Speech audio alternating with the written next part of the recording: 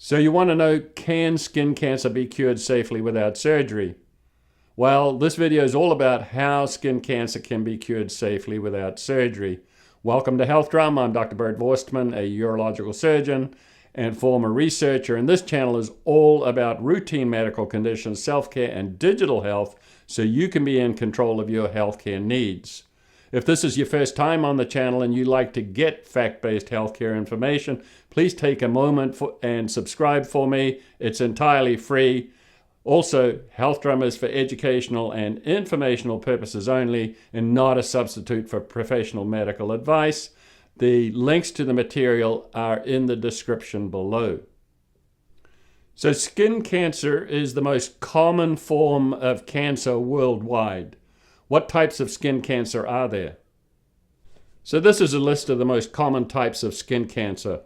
Commonly, they are on the face, head, or neck. Basal cell cancer is the most common and typically the least aggressive type. Squamous cell cancer is more likely to spread than basal cell, but still highly treatable. Melanoma is a more dangerous form of skin cancer as it can spread to other parts of the body if not caught early. As well, there are other rare forms of skin cancer such as sweat gland cancers, Kaposi's, and so on.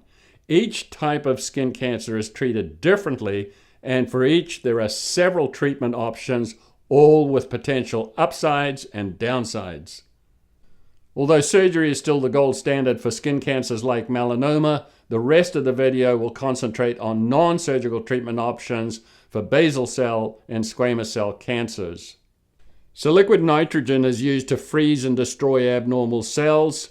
It can be mildly uncomfortable during application, but the method is quick and typically used for precancerous lesions or small superficial basal and squamous cell cancers. Similarly, laser or high-intensity light can be used to destroy superficial skin cancers. Photodynamic therapy, or PDT, involves applying a photosensitizing agent to the skin, followed by exposure to a specific light wavelength. This combination of agent and light destroys cancerous cells with minimal impact on healthy tissues. Radiation uses high-energy X-rays to target and destroy superficial skin cancers. It's an effective treatment option for patients who cannot undergo surgery. It is often used for larger lesions or difficult-to-treat areas such as those on the nose or ears. Electrodesiccation involves the scraping off cancerous tissue after a local anesthetic has been infiltrated underneath the lesion and then cauterizing that area. This treatment option is also minimally invasive and typically reserved for small and superficial basal and squamous cell cancers. It's important to realize that every one of these treatment options has potential upsides and downsides, including such complications as pain, bleeding, infection, scarring, and pigment alterations. Lastly, there are topical medications, and these may be used primarily or as a treatment prior to one of the above more conventional treatments or before surgery. So let's review the topical medications that can be used on both basal cell and squamous cell skin cancers. So Aldara or imiquimod cream is an immune response modifier that is often used for superficial basal cell or squamous cell cancers. It works by stimulating the immune system to attack cancerous cells. 5-FU, on the other hand, is a chemotherapy cream that destroys abnormal skin cells and is effective for both superficial basal cell and squamous cell cancers and also actinic keratoses or precancerous lesions. Industrial strength hydrogen peroxide comes in various concentrations from 33 to 35 to 40%. Now, this is a powerful disinfectant and antiseptic, but it can also destroy superficial basal cell and squamous cell skin cancers.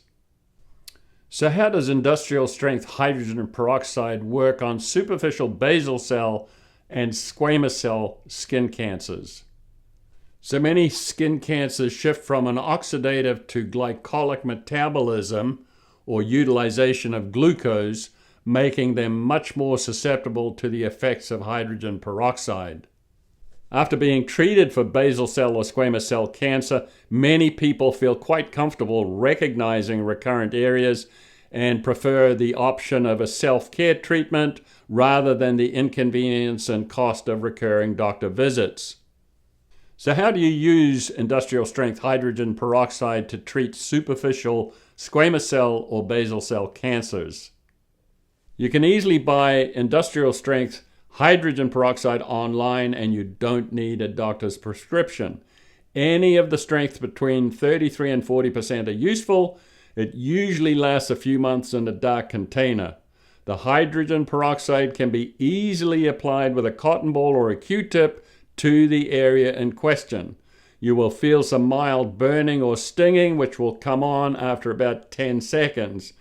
You should continue the application for at least 45 to 60 seconds till you see blanching or some tiny white speckles. Usually you only need to apply the hydrogen peroxide once or twice a day for several days, and most of the lesions will downsize or disappear completely. Usually there's no scarring or allergic issues associated with the treatment, and this kind of self-care is affordable and eliminates the barriers to healthcare access and healthcare expenses. So what care should you take when handling industrial strength hydrogen peroxide? So remember, we're not talking about the 4% hydrogen peroxide that you can buy at the drugstore. We are talking about industrial strength hydrogen peroxide, which is between 33 and 40%. You can buy it online, it's affordable, and costs less than an office visit. It comes in light-resistant containers, and clearly do not use it if you are allergic to topical hydrogen peroxide. Do not ingest it, do not inhale it, do not drop it into your eyes, and remember that its effectiveness is about 6 to 7 months in a dark container. If you need more, you just buy another bottle. Are there any potential side effects from industrial strength hydrogen peroxide? Clearly, if you're allergic to hydrogen peroxide, don't use it as a topical treatment. Although most patients have no problems, industrial strength hydrogen peroxide can cause slight skin irritation, discomfort, itching, rash, redness, hives, and blistering.